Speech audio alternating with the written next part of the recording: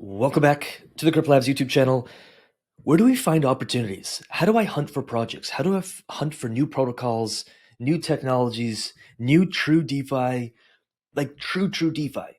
And I think when people start realizing how small of a market any kind of ROI Dapps bot trading thing, like it is such a tiny market, and we don't need it. DeFi blows my mind, and the deeper I go into it every day, which I'm hoping that's my intention with this video, your mind is like, oh my God, there are thousands of opportunities that I can invest in, I can make an income from, I can own a portion of the casino, I can be the bank, etc. So it's gonna be a lot of fun. Back in 2020, we had CDPs, which we'll get into, collateralized debt positions. It's not too difficult to understand. Synthetics, lending, and then DEXs. There was insurance in DeFi, but DeFi was fairly, in my mind, like DeFi wasn't really born yet. Here, DeFi started getting born. We saw DEXs go from, 200, from 50 million, it was almost non-existent back then, to 5 billion, 23 billion, 50 billion. I'm pretty sure we saw an 80 billion, 78 billion, etc., etc. Lending, CDPs, bridges, indexes, derivatives, payments, synthetics. Then we had a big cool off here, and now we're here. And what's fascinating to me about this is have a look at the green real world assets, 646, all of a sudden, 800, 900, whoops. Taking now real world assets are number 6, CDPs are number 5 in category, bridges, DEXs, lending, and liquid staking. So let's have some fun here. Liquid staking, biggest one will be staked ETH, of course, but if we have a look here, Marinade is for Sol. This is ETH. I believe this is ETH. This is Sol. This is Sol. With staked ETH or with Lido being 19 billion. What is a liquid staking? It is, as the title describes, it's liquid. So you could stake an asset. I think of this like the bank. You go to the bank, you deposit 10 grand. You can't touch that 10 grand. The bank takes it and makes money with it. Think of it if you were the bank, where you could deposit an ETH or $1,000 of Sol into Marinade. You deposit $1,000 worth of Sol into Marinade. You get a marinated Sol back in this instance. You get a staked ETH back in this instance, and now you can use that. So you could create yield off it. You could put up as collateral and take out some Bitcoin. You could take out some USDC. You could. There's liquidity pools you can join with, like MSol or staked ETH. There's 1,001 things you can do with it. You can lend it out and make interest on that. And so it's liquid staking. Your stake remains liquid, and you get basically a token in return, just like you would in a liquidity pool. Lending, obviously, I'm guessing like Aave would be the biggest. I'm wrong. Just Lend is the biggest. Then we got Aave. Radiant is something that I've been stacking for the last 2 years. It's up a ridiculous percent. But in here, obviously, you can lend and borrow assets, from stables to blue chips to, in some instances, in different categories down here, of course, you can go into a bunch of different caps. What else do we got in here? We got DEXs. Obviously, Uniswap will be the biggest. Uniswap is the biggest with $3 billion in there. $3 billion. You know how much fees, you know how much volume is exchanged on DEXs? And by participating as a liquidity provider, there are a few other ways to participate in it as well, like actually investing in the token itself. Every time DEXs go crazy, typically those tokens do better. I think Uniswap over the last couple days has done some fascinating things. And that makes sense to me. I was 16% in the last day. 7 days it's not tracking it for some reason. But anyways, up from $4 to $6.30. And so, of course, you could partake in the DEX by owning the token and not providing liquidity, holding that for the bull run, because we see what the bull run does to DEXs. Look at that. Insane. Crazy. And obviously Uniswap is followed by Curve, Pancake. We got Balancers, Sushi, etc., etc. I really only play with Uniswap. Bridges being you can move assets cross-chain.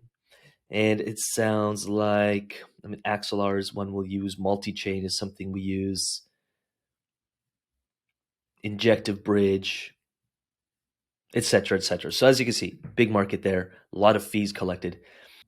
Then we got CDPs. I'm guessing DAI will be the biggest player, Why is this not loading? There we go. Yep, MakerDAO for DAI. Collateralized debt position. I mean, in a nutshell, it's somewhat like liquid staking. Same idea is, let's say you have some ETH and you're holding that ETH, you're long-term bullish on ETH, but you don't want to earn yield on ETH. You don't want to risk it. You could lock it in a smart contract, let's just say with MakerDAO, get some DAI back, and then go use that DAI to do something with while your ETH continues to appreciate over the next few years. And now you have some DAI. So you're sort of kind of taking a loan against your ETH in a way. So basically for MakerDAO, you can put up your ETH, and for I believe they're 150%, don't quote me on this, 150% over collateralized. And obviously every DAI that's ever been created has been created by someone putting up their ETH, long-term bullish on ETH, and get some DAI. That's the basic example. I'm kind of simplifying it, but real world assets, this is something I'm a massive fan of. Real world assets, I think the thing we'd understand the most is like tokenized real estate, but you can do art. You can do massive funds that get like access to institutional grade, like we're talking apartments and complexes and strip malls and you name it. US treasuries and all that is included in all of that. You name it, it's probably being done in RWAs, and it is an extremely fast growing category here, as you can see. It was non-existent. Real world assets came on our radar when here? I don't even know. A while ago. Anywho, you get the point. Then we got services. That's self-explanatory. Protocols that provide us servers. That's a $5 billion industry, quote unquote. Yield. So staking, liquidity pools, creating yield. Derivatives, protocols with betting with leverage. I'm guessing the biggest one would be GMX. There we go. GMX. Yeah. GMX would be the biggest with $500 million in there. GMX has done very well for us. Gains. Yep. Vela. Exena Finance. That one grew a lot lately. And this is how we find things. I'll be like, okay, what's growing? What's attracting a lot of money? What's happening in here? Abex Finance has attracted grown 493% last week. Why? And then I'll jump into Abex Finance. This is something we were literally looking at 2 days ago in the UIG. What is Abex Finance? And we'll go down the rabbit hole. It's fascinating to me. It's fascinating. It's like a never-ending playground of opportunity, and I think people are still stuck in the best passive income project. It's like come on. Derivatives, yep, and yield aggregators, which I'm guessing, I'm going to take a wild guess here. Beefy maybe, no, Beefy will be up there. No, Beefy's second. No, Yearn Finance, of course. Yearn, Beefy. Yeah, Yieldiac. I remember Yieldiac. Badger. A Cryptos.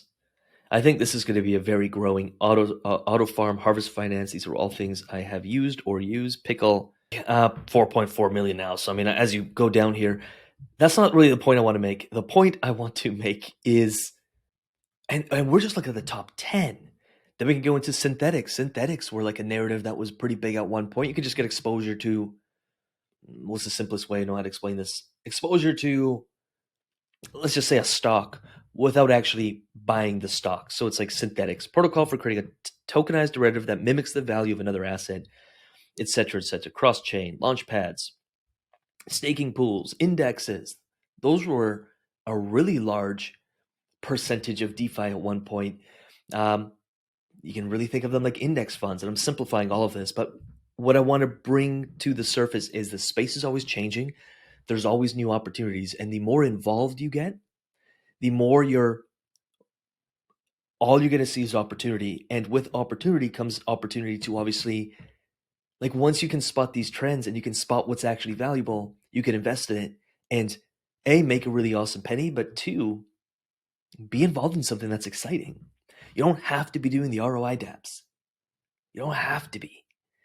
If your only goal is to like make money, then I understand why those are attractive. But if you want to create wealth, longevity, a portfolio, you want to invest and not gamble, then DeFi is the only way to go. So I hope this opens up our minds Do let me know if something landed. I really, really want to hear in the comments below what landed, what was exciting, what piqued your interest, and add to the conversation. What I'll also do is I will leave my mug in the middle and I'll put some educational DeFi related about maybe yield farms, some stuff around staking, maybe some stuff around liquidity pools, maybe some stuff around, education. Do check it out. Continue this conversation, commit to it, dedicate yourself to this, and I think your mind will be blown by the opportunities that exist in this space. And that's my hope and that's my intention with this video. So with that said, we'll talk soon. Go play on DefiLlama, go poke around and have fun. And with that said, I'll see you in the next video.